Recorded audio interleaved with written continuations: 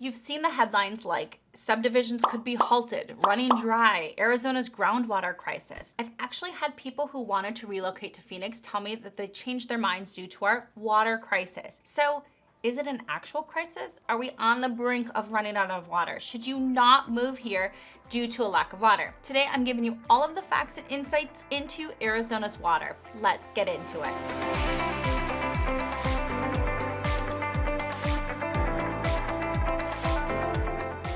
Did you know Phoenix ranked second best in the world for water conservation? This achievement is no small feat considering the challenges of managing water in a desert environment. Arizona has managed to roll back its water usage to levels seen in the 1950s, despite its population swelling from 1.1 million to over 7.1 million. This incredible feat is attributed to increased efficiency, conservation efforts, and a shift away from intensive agricultural land. Arizona's water use can be divided into three categories: municipal, industrial, and agricultural use. Municipal water use, which includes our homes, only accounts for about 20% of Arizona's total water demand, while industrial is 6%, and the most surprising fact, agricultural is 72% of our total water usage. On average, each resident uses about 146 gallons per day, with up to 70% of this being outdoors, so watering plants, swimming pools, washing cars, with the remaining used indoors: bathing, cooking, cleaning. Now, Arizona doesn't put all of its eggs into one basket though. The state has developed a diverse portfolio of water supplies, including groundwater, in-state rivers, and reclaimed water alongside the Colorado River. This diversity is key to Arizona's robust water system, helping to manage drought conditions and support future growth. The Colorado River supplies about 36% of Arizona's water.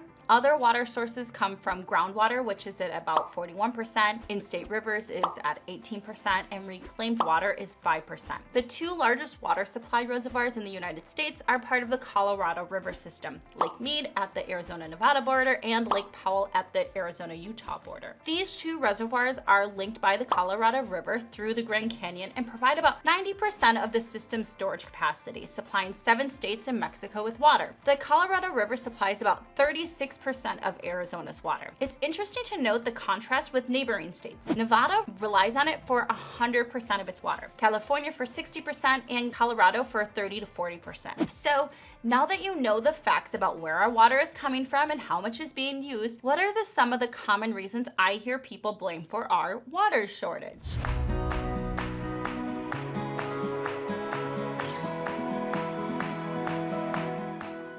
The first blame I hear is all of our new business growth. People are always talking about the semiconductor companies and the significant amount of water they need, especially the new Taiwan Semiconductor Manufacturing, which is building a massive facility in North Phoenix. TSMC has predicted that 65% of its water will come from internal recycled sources. The other 35% will be fresh municipal water and is expected to be reused 2.8 times. Intel, the semiconductor giant located in Chandler, said it recycles nearly all of its water, and with the fresh water it does get from the city with current technology, it is able to return 80% of the water back to the city. That's the key with semiconductor plants. While the chips that power our cell phones, computers, and other electronics do require a fair bit of water to produce, much of it is recycled. Plus, we have the economic benefits. For every million gallons we spent of water, Arizona gets about 200 high-wage semiconductor jobs in return. That's compared to 30 to 4 data center jobs or about 50 golf course jobs. Meanwhile, Intel had an $8.6 billion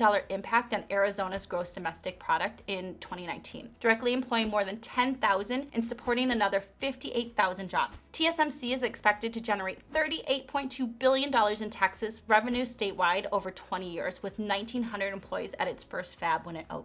Okay, but what about all this new construction? It's certainly to blame. New housing developments often get a bad rap, but did you know they use less water than agriculture? In fact, much of the new housing is built on former farmland, reducing overall water consumption. Now, there are a few exceptions to this, and we'll chat about those shortly.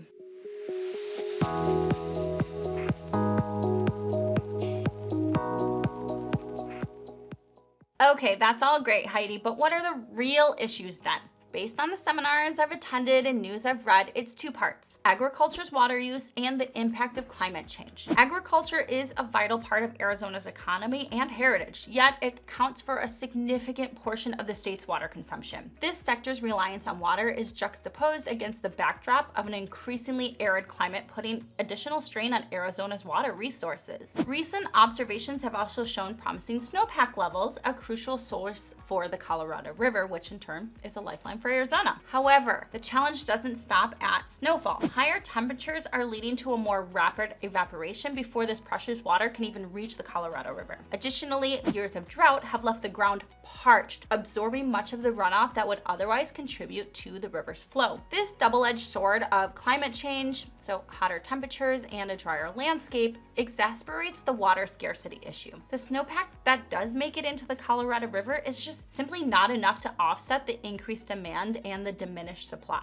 Addressing these core issues requires a multifaceted approach, from modernizing agricultural practices to reduce water use without sacrificing productivity, to enhancing our resilience against climate change through sustainable living and policy changes. Before we dive into water and its impact on real estate, if this video has been helpful so far, go ahead and hit that like and subscribe button so others like you can find this video.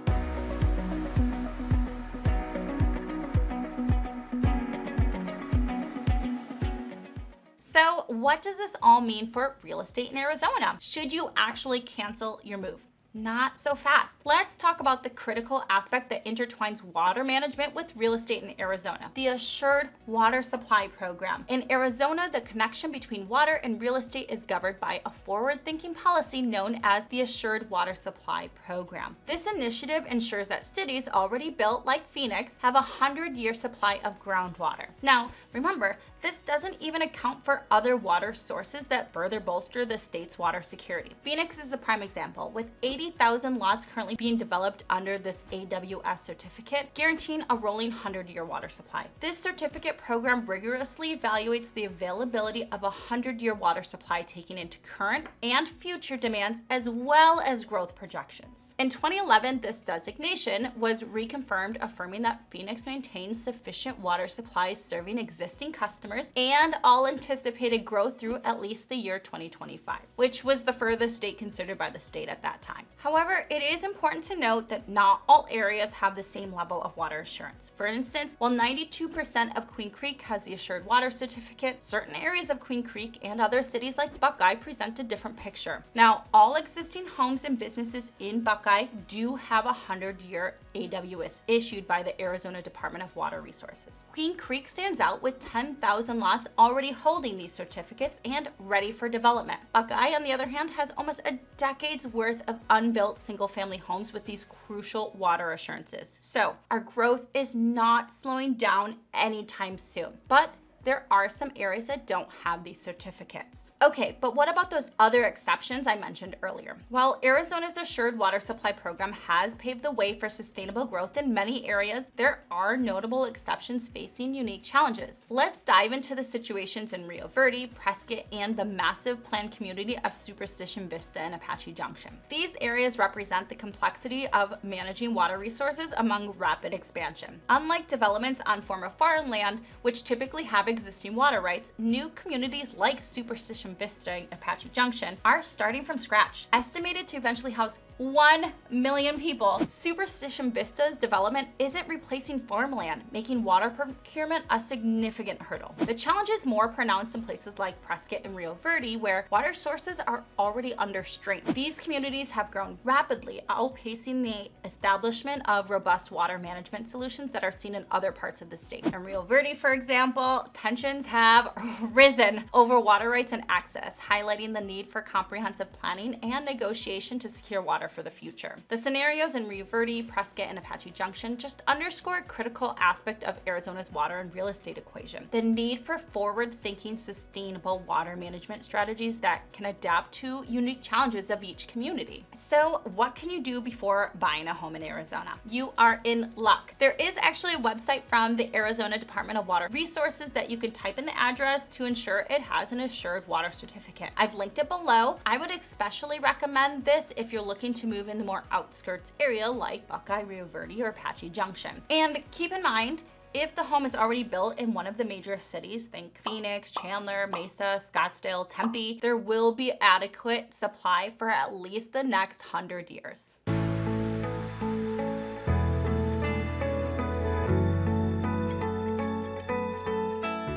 So, what are the solutions to ensure we don't actually run out of water? Facing the reality of water scarcity, Arizona is not standing still. Innovative solutions are being implemented across the state, from agricultural practices to urban water conservation and even exploring new water sources. For example, a significant shift is happening in Arizona's agricultural sector. By moving away from traditional flood irrigation to more efficient systems like drip irrigation and reconsidering crop choices, farmers are reducing water use while maintaining or even increasing their yields. Now, cities across Arizona are stepping up too. Scottsdale, for example, offers rebates to residents and businesses that replace grass with xeriscaping, which is a landscaping method that requires very minimal irrigation. This initiative is gaining traction in large HOA communities and non-residential areas, significantly cutting down on that water usage. But it's not just about conservation. Arizona is looking towards innovative technology and collaborative efforts to secure its water future. States and various groups are coming together to explore new solutions, including the potential of desalination. One of the most ambitious projects is the planned desalination plant near Rocky Point in the Sea of Cortez. Set to begin operations in 2027, this plant represents a significant step towards diversifying Arizona's water sources, potentially transforming seawater into a viable supply for the state. These solutions, from